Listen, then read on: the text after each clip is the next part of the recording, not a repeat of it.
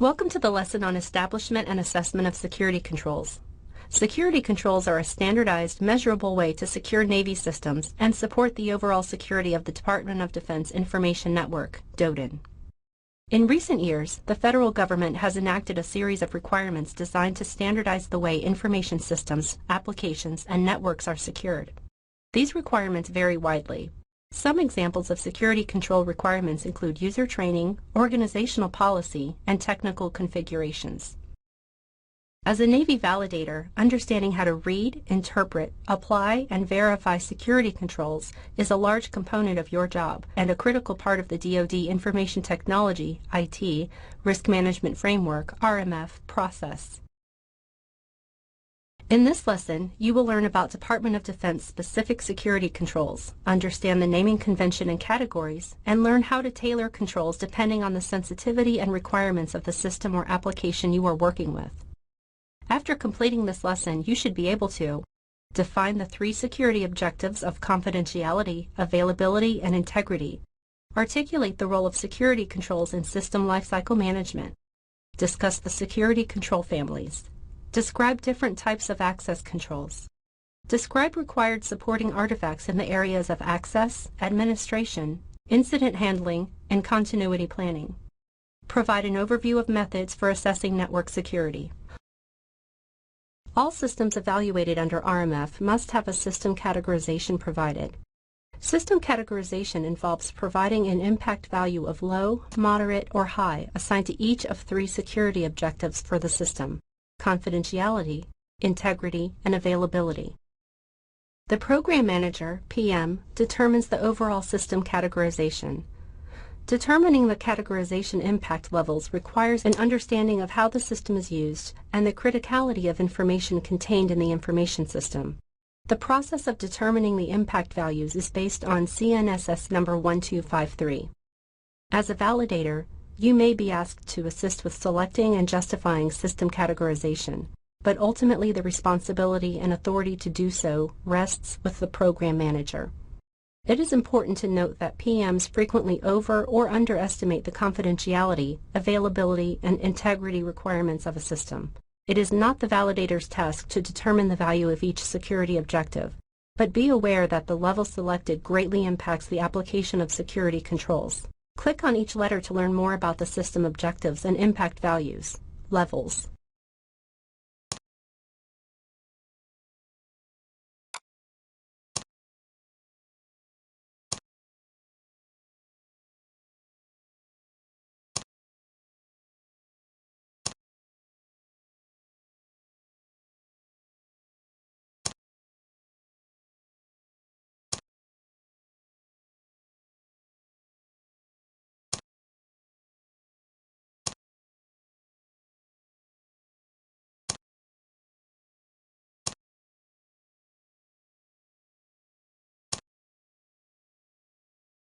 System categorization is a 3-step process. Click on each numbered button below to learn about each step in the system categorization process.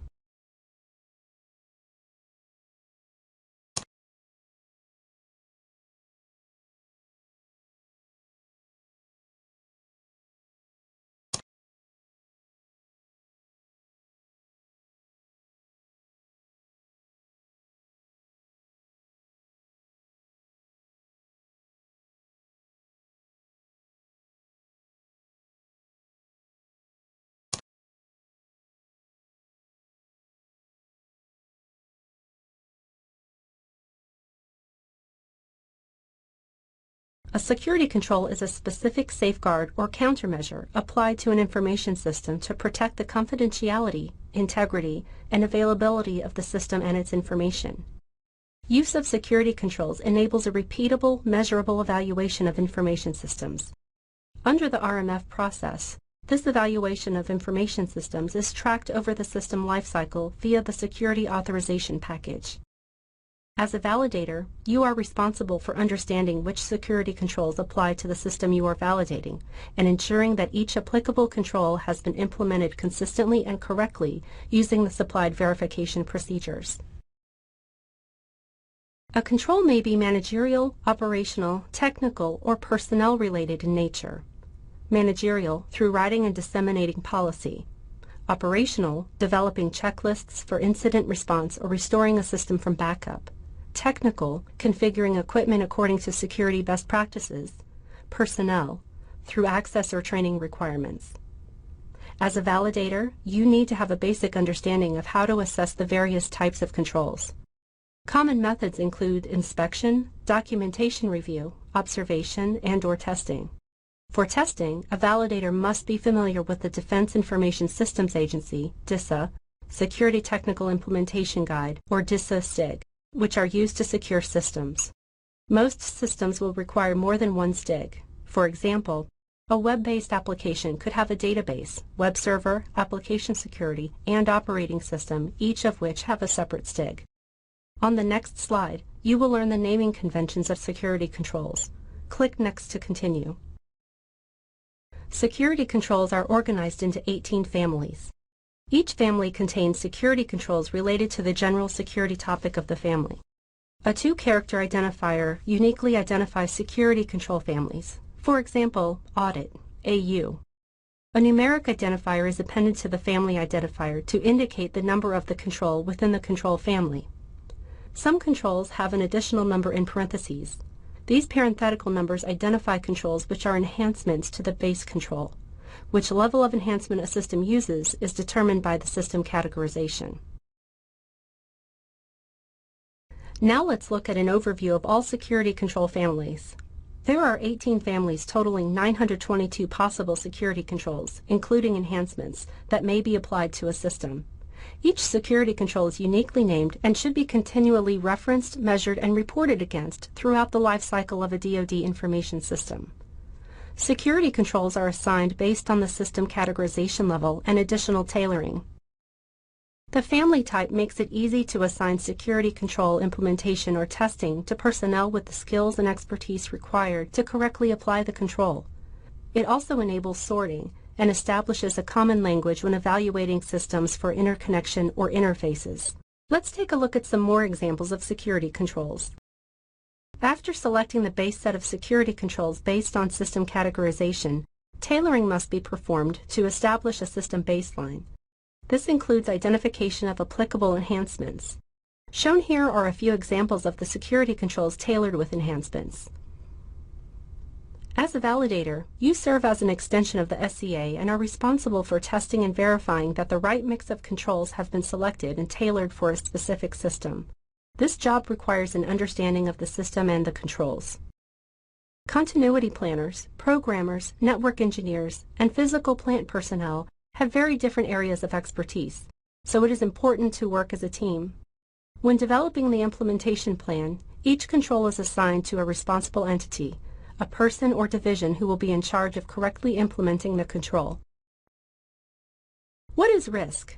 Risk is defined by the Committee on National Security Systems Instruction Number 4009, the National Information Assurance Glossary, as a measure of the extent to which an entity is threatened by a potential circumstance or event, and typically a function of 1. The adverse impacts that would arise if the circumstance or event occurs, 2. The likelihood of occurrence. When performing Navy A&A, the risk terminology used is taken from the DoD Cybersecurity Risk Assessment Guide. The next section of this lesson will provide an overview of technical concepts you will need to assess the security posture of systems you are validating based on its compliance with the security controls we discussed earlier. Understanding each of these topics will contribute to your ability to evaluate the security posture of the system, make recommendations for managing risk, assess residual risk. The Navy Validator provides the risk analysis for each weakness identified through security control application.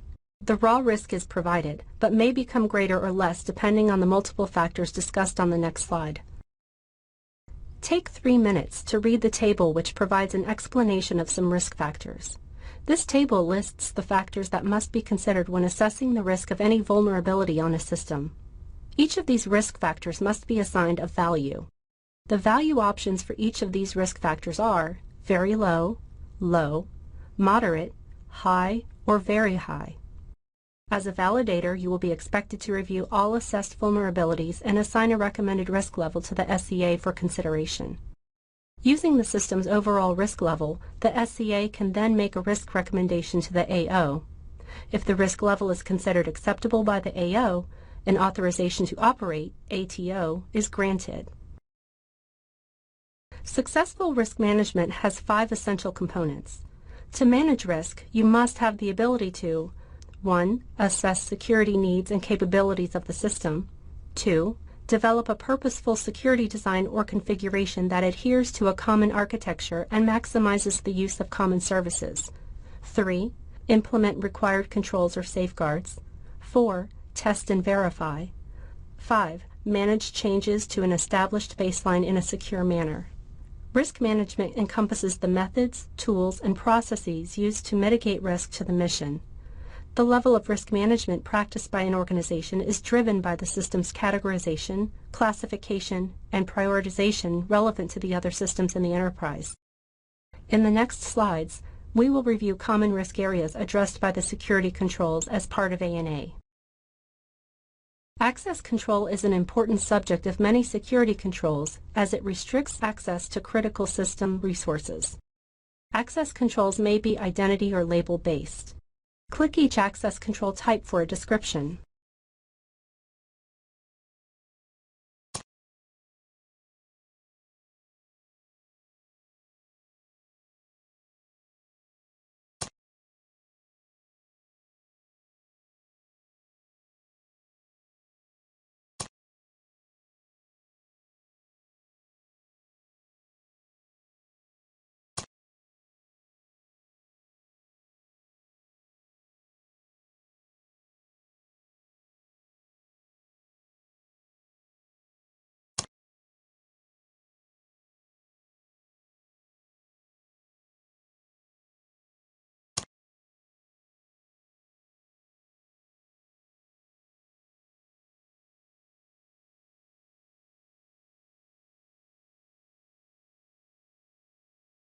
An incident response plan, IRP, is a critical component of system security. The objective of an IRP is to minimize the effects of an incident, whether the incident is accidental or intentional. For maximum effectiveness and to comply with security controls, IRPs must be kept current and exercised regularly. There are 7 phases to incident response that must be addressed in an incident response plan. 1. Preparation. 2. Identification. 3. Reporting. 4. Containment.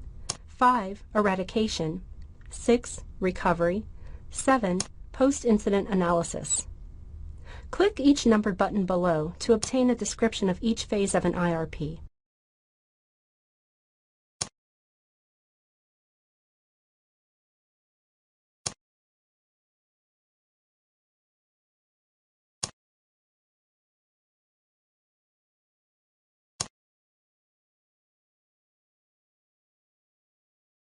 An event is an occurrence not yet assessed that may affect the performance of an information system. Depending on the nature of the incident, further analysis and reporting to higher authorities may be required. Information system events may include unexplained system crashes, inability to access system resources, unusually slow performance. Once assessed, events may become incidents that require handling under the IRP. If a system processes classified information, an emergency destruction procedure may be required in addition to an IRP. An emergency destruction procedure should take into account the volume and classification level of information, identify the location of classified information, and describe the method of destruction. Navy organizations report incidents to the Navy Cyber Defense Operations Command, NCDOC. Continuity planning identifies exposure to threats, evaluates vulnerabilities which may be exploited, and prepares for effective recovery, and is an entire training course in itself. Provided is an attempt to highlight a few important aspects you will need to know when validating systems and assessing residual risk. Compliance with security controls requires contingency and disaster recovery plan maintenance and annual testing as part of its overall business recovery plan and strategy. A business recovery plan is a high-level organizational document. This document is used to prioritize mission tasks and support systems and assess the impact of permanent or temporary system loss. A contingency plan supports the overall business recovery plan. A contingency plan assists the organizational staff in preparing, managing, responding to, and recovering from a catastrophic failure or emergency. A disaster recovery plan supports the recovery phase of a contingency plan. It may be a separate document, for example a checklist, or may be part of the broader contingency plan. Contingency plan capabilities must be maintained at a level of readiness and be capable of being activated both with and without warning. The contingency plan provides specific, detailed instructions, assigns responsibility, and consists of 4 phases: notification, activation, recovery, restoration, deactivation.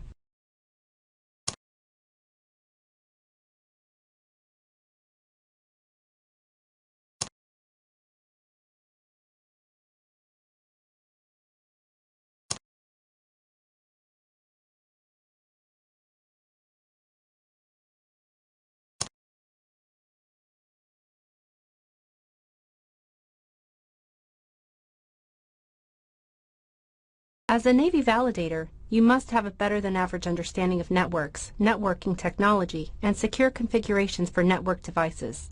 This includes an understanding of requirements when evaluating connectivity, emissions security, MSEC, wireless technology. There are many ways to assess network security. In order to effectively assess the implementation and determine residual risk, a validator must be able to communicate with network administrators and other cybersecurity staff. The DISA STIGs provide best practice configuration guidance for most network devices. However, modifications may be driven by mission requirements. Any deviation in secure configurations must be documented as part of the security authorization package. One of the most common and effective ways to secure a network is to limit and control network ports, protocols, and services. In addition, DoD organizations are required to implement or inherit protections from intrusion detection systems and intrusion prevention systems. Another critical and often overlooked component of network security is maintenance, monitoring, and analysis of security audit logs. In some situations, red-black separation may be required, so be sure you are aware of the site-specific requirements when validating a system. Wireless technology has grown to include wireless routers, printers, and cell phones, encompassing anything that no longer requires a cable to connect to a network. No longer considered an emerging technology, wireless is widespread, and organizations need to ensure a policy exists for wireless device control, wireless intrusion detection, and that wireless devices and networks use strong authentication protocols. As a best practice, organizations should also educate users on wireless use, safety, and security. MSEC, also known as Tempest, is a field of study that addresses computer emissions. Depending on the classification level of the system you are validating, approved Tempest shielding devices may be required. Most organizations have personnel who specialize in Tempest and MSEC. To close this lesson, let's discuss the role security controls play in the overall RMF.